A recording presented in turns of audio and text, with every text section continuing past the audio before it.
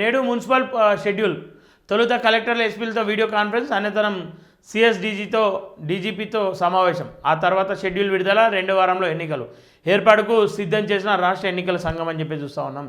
ఎట్టకేలకు మున్సిపల్ ఎన్నికలకు సమరం మొదలైంది.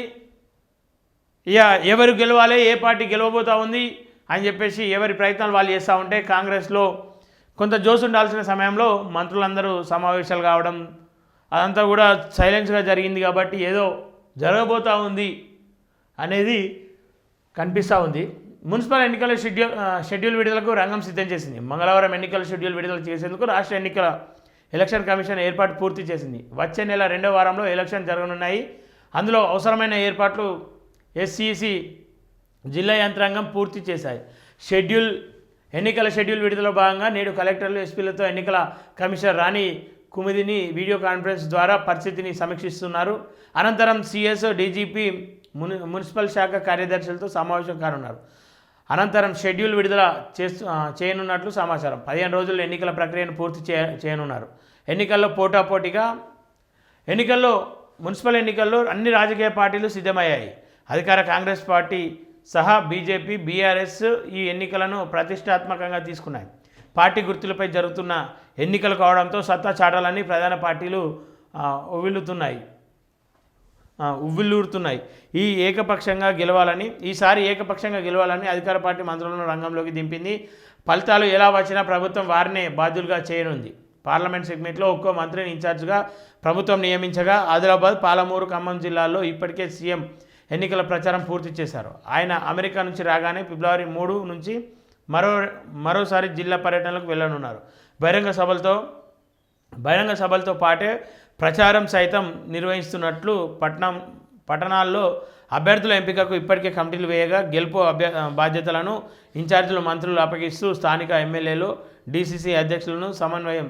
మిగతా 8 పేజీలో రిజర్వేషన్ల వారీగా రాష్ట్రంలో 116 మున్సిపాలిటీలు, 7 కార్పొరేషన్లు, 2916 వార్డు డివిజన్లు ఎన్నికలు జరగనున్నాయి.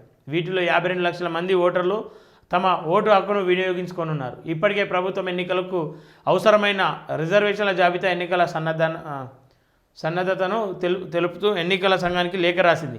ఎన్నికల రిజర్వేషన్లు, ఎన్నికల షెడ్యూల్ విడుదలకు మధ్య అంత గ్యాబు ఏనాడు రాలేదని అధికారులు చెబుతున్నారు. రిజర్వేషన్లు ఖరారు కాగానే షెడ్యూల్ వచ్చేదని గుర్తు చేస్తున్నారు. ఎక్కువ గ్యాప్ రావడంతో ఓటర్ జాబితా, రిజర్వేషన్లపై కోర్టులో పెద్ద ఎత్తున కేసులు, పిటిషన్లు దాఖలయ్యాయి. ఎన్నికలకు అవసరమైన బ్యాలెట్ పేపర్ సోమవారం కొంతమేర రాష్ట్రానికి రాగా మంగళవారం మిగతాది రానుంది. వచ్చినట్లే జిల్లాకు అధికారులు పంపిస్తున్నారు.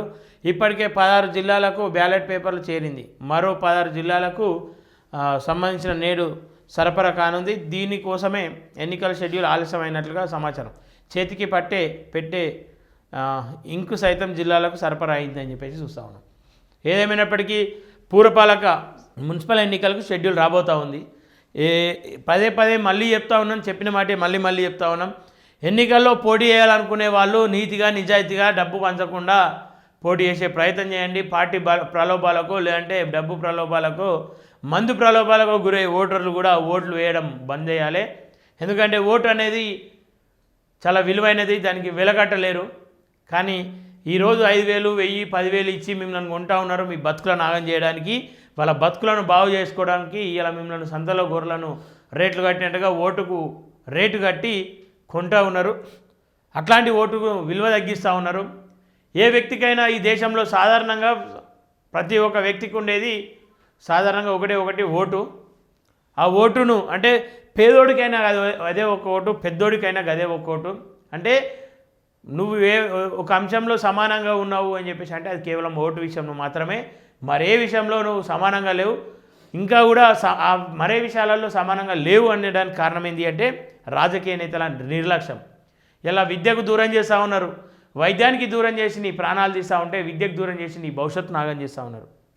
అంటే విద్య, వైద్యం, ఉపాధి సరైన మార్గంలో దొరికితే ఖచ్చితంగా ప్రతి కుటుంబంలో నవ్వులు మొదలవుతాయి, ప్రతి కుటుంబం ఆనందంగా జీవించగలుగుతుంది. ప్రతి కుటుంబంలో సమానత్వం, సమాజం పట్ల అవగాహన, సమస్యలపైన క్లారిటీ, ఓటు విలువ ఈ సమాజాన్ని రాజాధికారం వైపు నడిపిస్తుందని చెప్పేసి ఈ సందర్భంగా కోరుకుంటా ఉన్నా. మీరు కూడా అట్లాంటి ప్రయత్నాలు చేయండి.